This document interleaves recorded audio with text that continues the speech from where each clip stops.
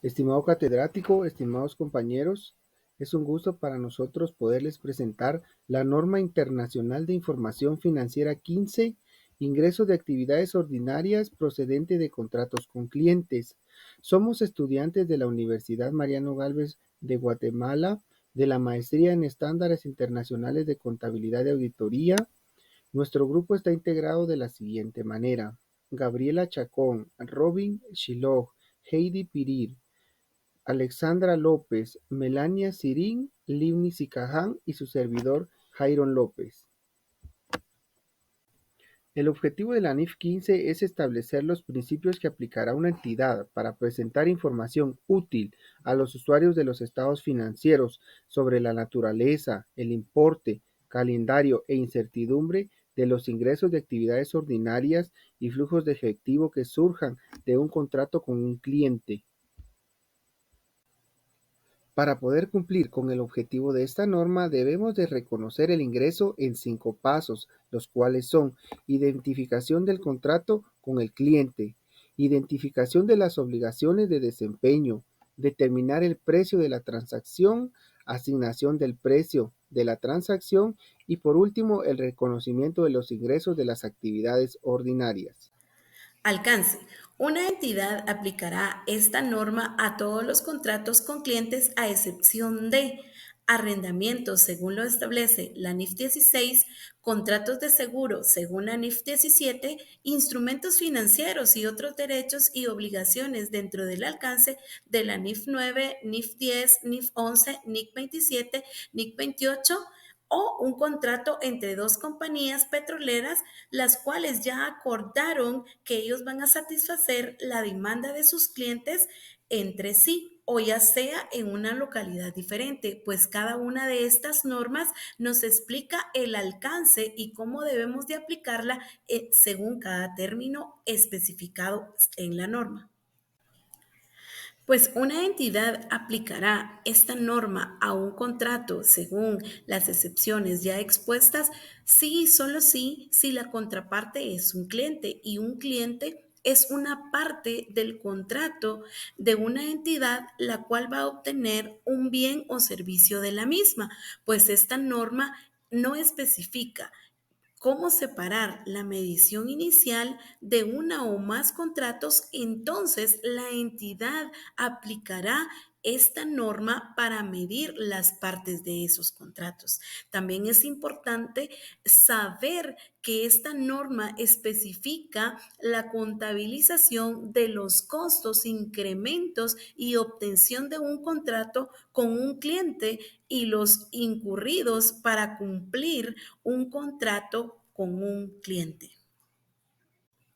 Para que el alcance de esta NIF quede más claro, a continuación veremos unos ejemplos. La primera situación es si un contrato de leasing por un vehículo aplica a esta NIF. La respuesta es no, porque en la NIF 16 nos especifica todo lo relacionado con los arrendamientos. Pero si tenemos un contrato por venta de una casa con una inmobiliaria, esta sí aplica, pues la naturaleza y la operación sí no lo permite. O un contrato de venta por una póliza de seguro tampoco aplicaría a esta NIF, pues la NIF 17 nos habla todo lo relacionado con contratos de seguros. Tenemos lo que es identificación de contratos. ¿Qué es la identificación de contratos? Se dice que una entidad va a contabilizar un contrato con un cliente que esté dentro del alcance de esta norma, lo cual para ello tenemos ciertos criterios, lo cual está la aprobación del contrato, está la identificación de los derechos de cada parte, condiciones de pago, fundamento comercial y lo probable. En la aprobación del contrato se dice que puede ser por escrito, oralmente o de acuerdo con las prácticas tradicionales del negocio y se comprometen a cumplir todas las respectivas obligaciones. En la identificación de los derechos de cada parte se debe identificar tanto los bienes o servicios por cada parte a transferir. La entidad puede identificar las condiciones de pago, asimismo de bienes y servicios que se van a transferir. En el fundamento comercial tenemos lo que es decir, se espera el riesgo calendario o importe de los flujos de efectivo, futuros en la identidad que cambien como resultado del contrato. Es probable que cobre la contraprestación a la que tiene derecho a cambio de bienes o servicios que transferirá al cliente. Asimismo, también sabemos que un contrato es un acuerdo entre dos o más personas que crean derechos y obligaciones exigibles. La exigibilidad de los derechos y obligaciones de contrato es una cuestión del sistema legal. Y también, algunos contratos con clientes pueden no tener una duración fija y pueden rescindirse o modificarse por una de las partes en cualquier momento. Los contratos pueden renovarse automáticamente de una forma periódica, especificada siempre en el contrato. Una entidad aplicará esta norma a la duración del contrato, es decir, contractual, en el que las partes del contrato tienen derechos y obligaciones presentes exigibles. Se da la modificación de un contrato si las partes aprueban un cambio que genere nuevos derechos y obligaciones o cambios a los derechos y obligaciones existentes. Según la norma, la aprobación de las modificaciones se puede dar de tres maneras: por escrito, oral o implícitamente por las prácticas del negocio. Si las partes del contrato no han aprobado la modificación, una entidad continuará aplicando esa norma al contrato existente hasta que la modificación sea aprobada. Una entidad contabilizará la modificación de un contrato como un contrato por separado, si están presentes las condiciones que la norma indica. El alcance del contrato se incrementa debido a la incorporación de bienes y servicios comprometidos que son distintos, o el alcance del contrato se incrementa debido a la incorporación de bienes o servicios comprometidos que son distintos, contratos específicos. Si la modificación de un contrato no se contabiliza por separado, una entidad contabilizará los bienes o servicios comprometidos no transferidos a la fecha de su modificación, según lo que resulte aplicable.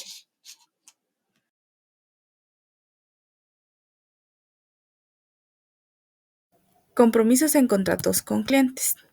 Generalmente, pues el contrato señala de forma explícita los bienes o servicios que la entidad se compromete a transferir a un cliente. Sin embargo, estas obligaciones de desempeño identificadas en un contrato con un cliente pueden no limitarse a los bienes y servicios que señalan de forma explícita en el contrato. Esto es porque el contrato con un cliente puede también incluir compromisos que dan, por supuesto, en las prácticas tradicionales del negocio o en las políticas publicitarias o en las declaraciones específicas de la entidad. Distintos bienes o servicios. Dependiendo del contrato, existen bienes o servicios comprometidos, que los detallamos a continuación.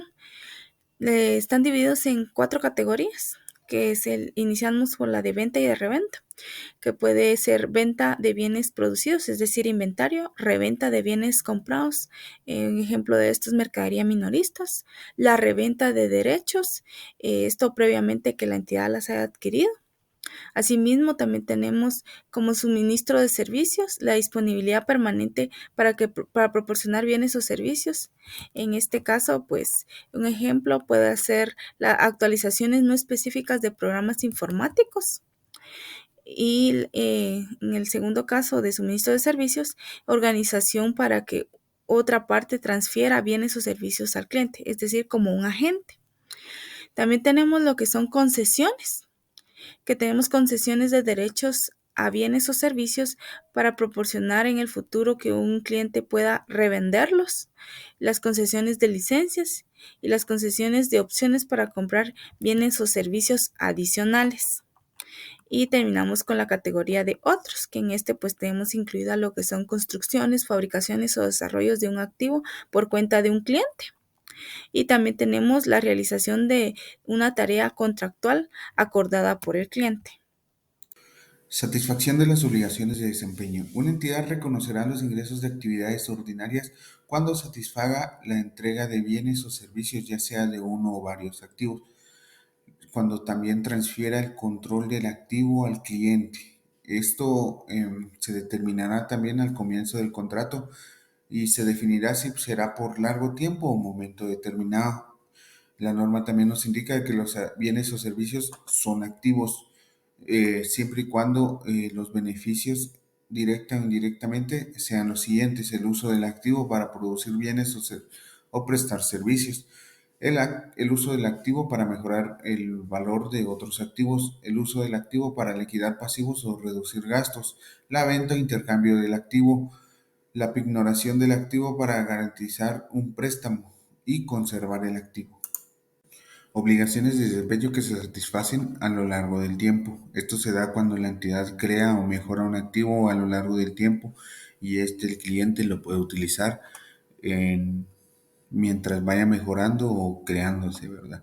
También se identifica ya que la entidad tiene un derecho de cobro dependiendo de lo que haya avanzado en su desempeño, ¿verdad?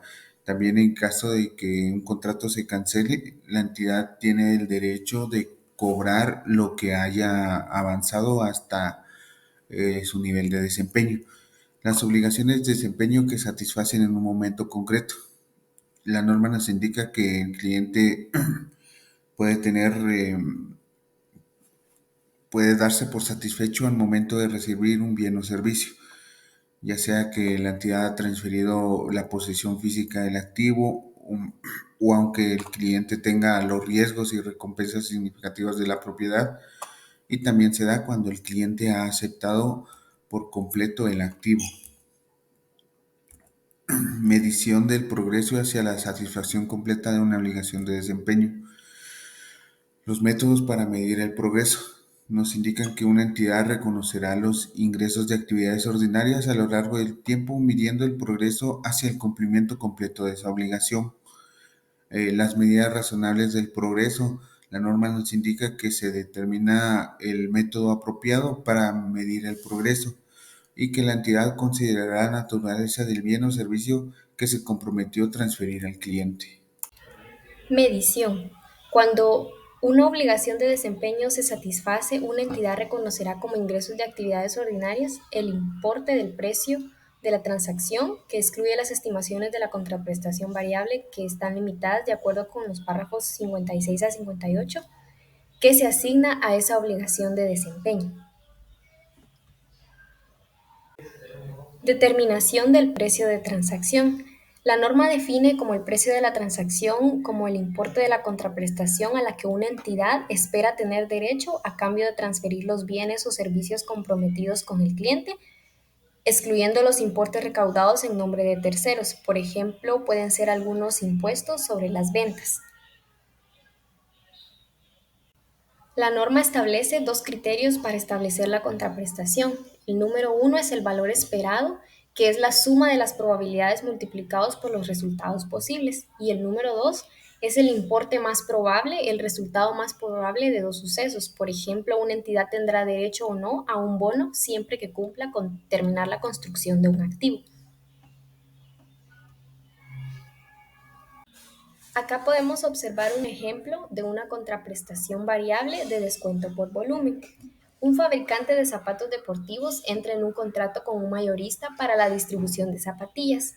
El contrato establece que si el cliente alcanza 100,000 pares de venta en un año, los precios disminuirán retroactivamente en 10% del precio original de $100.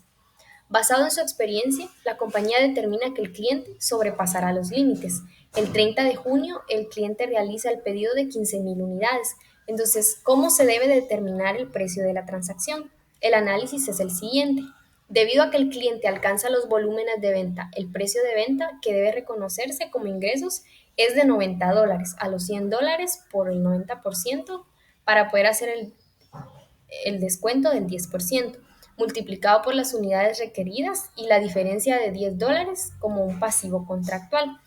Entonces, al momento de registrarlo, tenemos nuestro efectivo con 1,500,000, el pasivo contractual de 150,000 y los ingresos de 1,350,000 ya aplicado el descuento.